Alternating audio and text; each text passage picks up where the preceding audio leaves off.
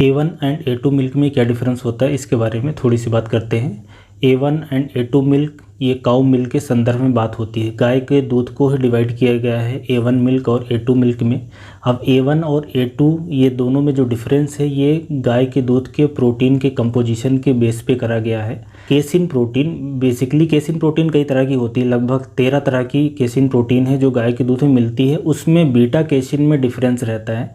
तो ये जो A1 और A2 का डिफरेंस है ये गाय के दूध में बीटा केसिन प्रोटीन है उसके डिफरेंस के बेसिस पे करा गया है। तो कहने का मतलब ये है कि ओवरऑल A1 A2 मिल्क में बहुत ज़्यादा डिफरेंस नहीं है। टोटल प्रोटीन में, टोटल फैट में, उसके अंदर जो कैल्शियम है, दूसरे मिनरल्स हैं, वाटर कंटेंट, इन सब में डिफरेंस नहीं है। जो केसिन प्रोटीन होती है, गाय के दूध में प्रोटीन कई तरह की होती है, वे प्रोटीन भी होती है, केसिन प्रोटीन भी होती है। केसिन प्रोटीन ज़्यादातर पोर्शन गाय के दूध का केसिन प्रोटीन का होता है।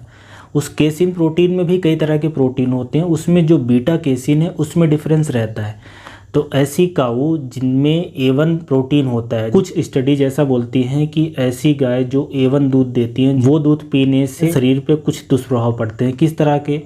ऐसा कि पेट के अंदर ज़्यादा गैस बनना, मरोड़ आना, दर्द होना, खाना अच्छे से नहीं पचना, कॉन्स्टिपेशन होना, और लंबे समय में डायबिटीज़ का रिस्क बढ़ाती हैं और हार्ट के अंदर बीमारियों का रिस्क बढ़ाती हैं। ब्रेन के ऊपर कुछ बुरा प्रभाव पड़ता है। हालांकि ये सारी स्टडीज़ बहुत स्मॉल स्केल स्टडीज़ हैं, बहुत लंबी स्टडीज़ नहीं है।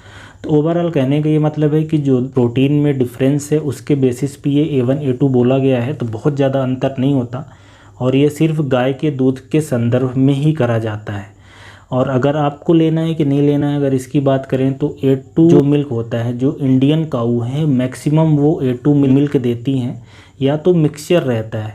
जैसे अगर कोई हाइब्रिड गाय है उसमें भी A1 A2 का प्रोपोर्शन देखेंगे तो A2 ही ज़्यादा रहेगा, A1 कम प्रोपोर्शन में रहता है। और अभी चूँकि बहुत बड़ी कोई लार्ज स्केल स्टडी नहीं हुई है इस दूध पे लेके कि क्या इससे एक्चुअली में इतने ज़्यादा नुकसान होते हैं जितने क्लेम करे गए हैं कि नहीं, तो ऐसा अभी तक कोई स्टडी नहीं है। तो बहुत ज़्यादा अभी इसके कन्फ्यूजन में और इस दूध के चक्कर में नहीं पड़ना है, क्योंकि A2 दूध काफ़ी महंगा मिलता है, लगभग 100 रुपये तक का भी मिलता है, जबकि इतना ज़्यादा एडवांटेज उसमें है नहीं। एडवांटेज A2 दूध में सिर्फ ये है कि उसमें साइड इफ़ेक्ट थोड़े से कम आते हैं जो कि A1 में है, वो भी सारे लोगों पे नहीं, सिर्फ कुछ लोगों पे, लगभग 30-40% में।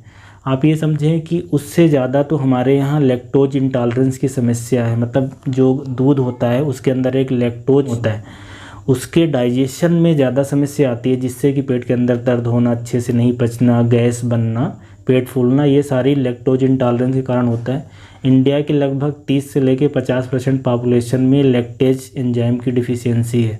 तो ये ज़्यादा महत्वपूर्ण बात है, इसलिए A1 A2 के चक्कर में बहुत पढ़ने की फ़िलहाल ज़रूरत नहीं है।